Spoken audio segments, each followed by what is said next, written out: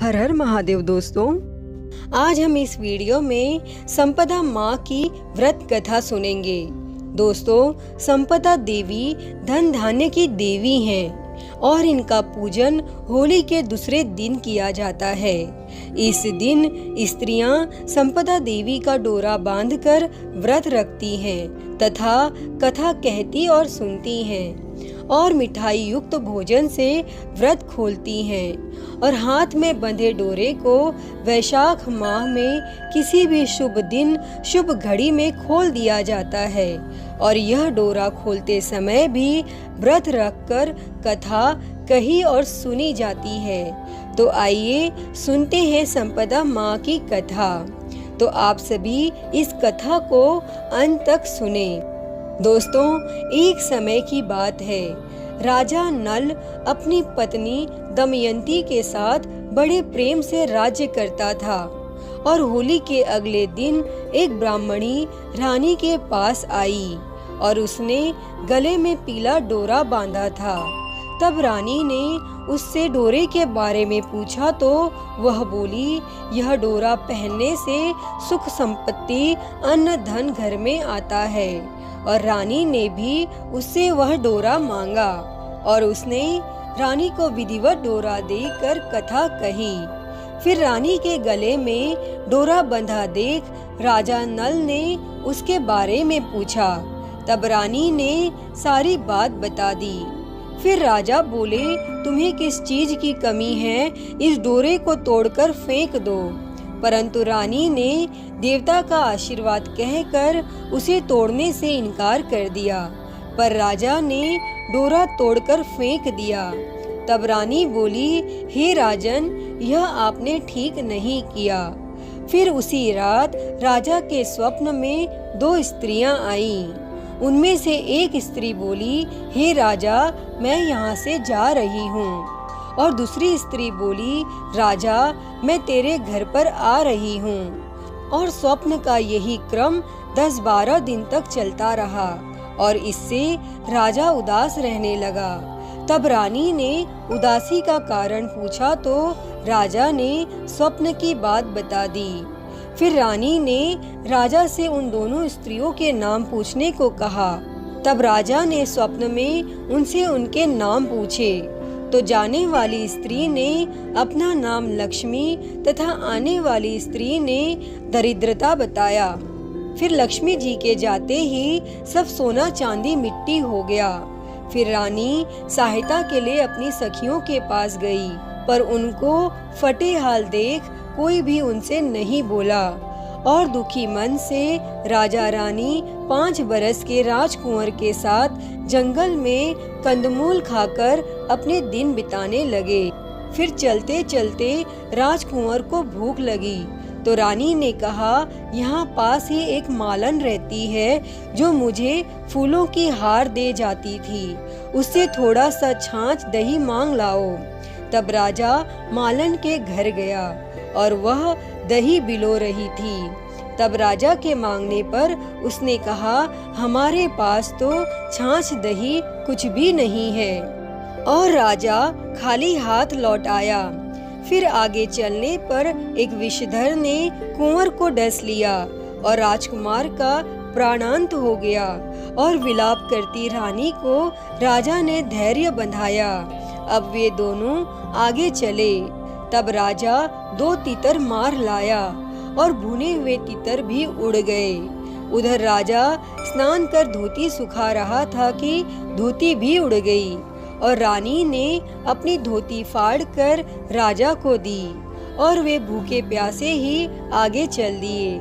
फिर मार्ग में राजा के मित्र का घर था और वहां जाकर उसने मित्र को अपने आने की सूचना दी।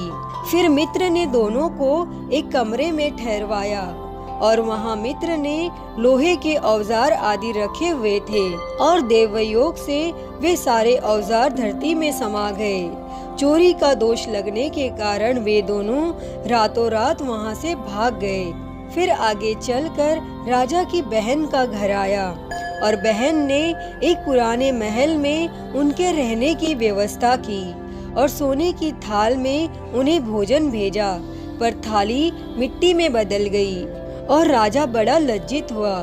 थाल को वहीं गाड़ कर दोनों वहां से भी चल पड़े।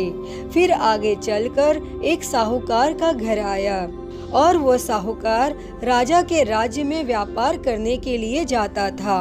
तब साहूकार ने भी राजा को ठहरने के लिए पुरानी हवेली में सारी व्यवस्था कर दी और पुरानी हवेली में साहूकार की लड़की का हीरों का हार लटका हुआ था और पास ही दीवार पर एक मोर अंकित था और वो मोर ही हार को निगलने लगा। तब यह देखकर राजा रानी वहां से भी चले गए। अब रानी बोली, किसी के घर जाने के बजाय जंगल में लकड़ी काट बेचकर ही हम अपना पेट भर लेंगे। फिर रानी की बात से राजा सहमत हुआ, अतः वे एक सूखे बगीचे में जाकर रहने लगे।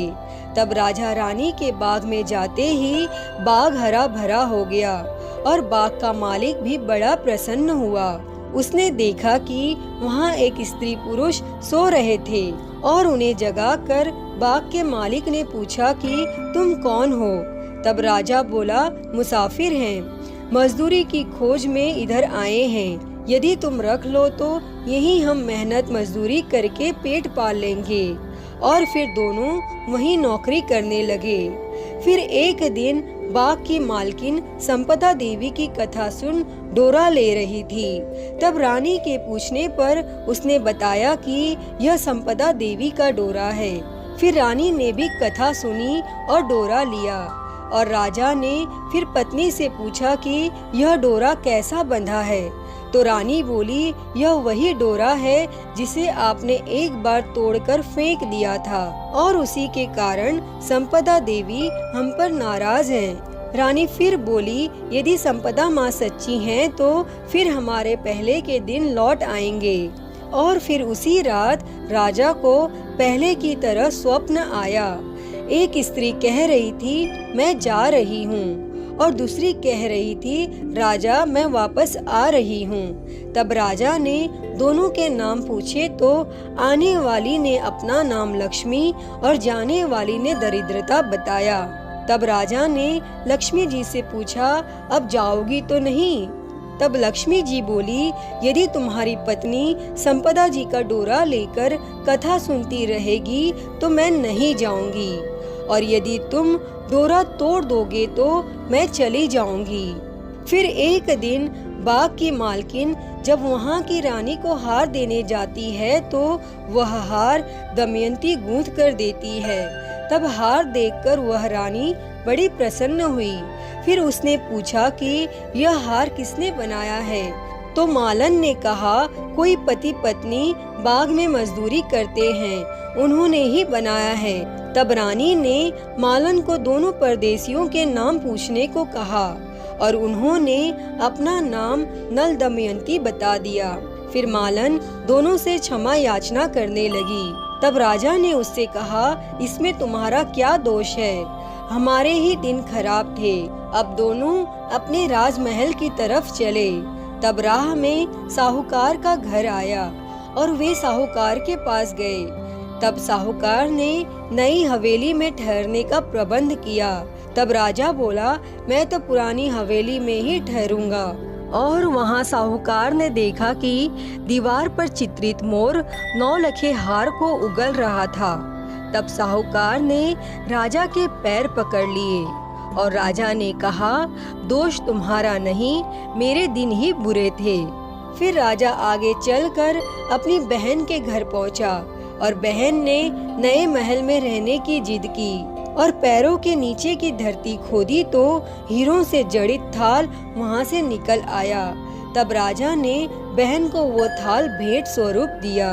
फिर राजा आगे चल अपने मित्र के घर पहुँचे तो उसने नए मकान में ठहरने की व्यवस्था की, पर राजा पुराने ही कमरे में ठहरा और वहीं मित्र के लोहे के औजार फिर मिल गए। फिर आगे चले तो नदी के किनारे जहाँ राजा की धोती उड़ गई थी वह एक वृक्ष में लटकी हुई थी और वहाँ नहा धोकर धोती पहनकर राजा आगे चला तो देखा कि कुंवर खेल रहा है और कुंवर ने अपने माँ बाप को देखकर उनके पैर छुए। तब नगर में पहुंचकर राजा की मालन दुर्बा लेकर आई तो राजा ने बोला, आज दुर्बा लेकर आ रही हो और उस दिन छाछ के लिए मना कर दिया था। तब रानी ने राजा से कहा, वह तो हमारे बुरे दिनों का प्रभाव था। फिर तीनों महल में गए। तब रानी की सखियां धन धान्य से भरे थाल लिए गीत गाती आई और नौकर चाकर सब पहले के समान ही आ गए और संपदा जी का डोरा बांधने के कारण ही यह सब फल प्राप्त हुआ। इसीलिए दोस्तों, सभी को श्रद्धा पूर्वक माँ संपदा जी की पूजा करनी चाहिए और स्त्रियों को कथा पूजन कर डोरा धारण करना चाहिए।